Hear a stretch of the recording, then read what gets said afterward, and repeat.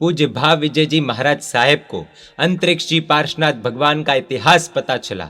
दूसरे दिन सुबह होते ही पूज्य भाव विजय जी महाराज साहेब ने पद्मावती जी का आगमन और अंतरिक्ष पार्श्वनाथ परमात्मा के दर्शन का सुझाव आदि पूरा वृत्तांत गुरु भाई को बताया। धीरे धीरे पाटन के श्री संघ में व्याख्यान के माध्यम से यह बात प्रसारित हो गई। सभी लोग बहुत ही आनंदित हुए। गुरु भगवंत ने अंतरिक्ष पार्श्वनाथ परमात्मा के दर्शन हेतु विहार करने का तय कर दिया।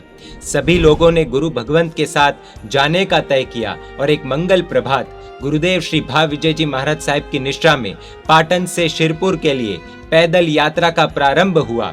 अनेक गांव और नगर से पैदल यात्रा करते हुए पूज्य भाव विजय जी महाराज साहिब के साथ सभी धर्मात्माओं ने अंतरिक्ष पार्श्वनाथ भगवान के दरबार में प्रवेश किया। परमात्मा की तेजस्वी प्रतिमा के दर्शन से सभी भक्तों को अत्यंत आनंद हुआ। प्रभु भक्ति में सभी भाव विभोर हुए। लेकिन तभी पूज्य भाव विजय जी महाराज साहिब को ध्यान आया कि आंखों के अंधेपन की वजह से उन्हें परमात्मा के साक्षात दर्शन नहीं हो रहे थे। गुरु भगवंत अंतर से रो रहे थे, क्या मैं कभी भी अंतरिक्ष जी दादा के दर्शन नहीं कर पाऊंगा? मैं अभागी हूँ, मैं बहुत पापी हूँ।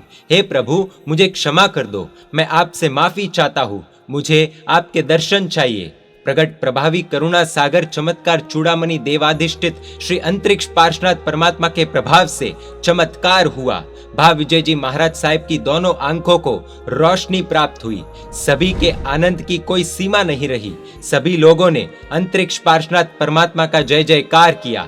पाटन से पधारे हुए गुरु भक्तों ने पैदल यात्रा का महोत्सव मनाया। वहीं रात्रि के दौरान पद्मावती जी ने भाव विजय जी महाराज साहिब को कहा, परमात्मा के प्रभाव से आपका कार्य सिद्ध हो चुका है। परमात्मा का जिनालय बहुत ही छोटा है। दिन प्रतिदिन परमात्मा के भक्तों का आवागमन बढ़ रहा है। आप संघ को जिनालय का विस्तार करने की प्रेरणा दीजिए। दूसरे दिन भाव विजय जी महाराज साहिब ने प्रवचन के माध्यम से जिनालय के विस्तृतीकरण के बारे में पद्मावती जी ने दिया हुआ संदेश लोगों को सुनाया। पाटन से आए हुए सभी प्रभु भक्तों ने गुरुदेव की बात का सहर्ष स्वीकार किया और जिनालय विस्तृतीकरण का कार्य शुरू हुआ। विक्रम संवत 1715 चैत्र शुक्ल छठ के दिन इस शुभ दिन पर परमात्मा की पूर्वाभिमुख पुनः प्रतिष्ठा हुई। उस समय से आज तक परमात्मा अवकाश में लगभग 1 अंगुल अद्धर और स्थिर है। यह परमात्मा का पूर्ण इतिहास 144 संस्कृत श्लोकों में लिखा गया है। आज भी वह ग्रंथ मौजूद है। यह कोई काल्पनिक कल्पना नहीं है।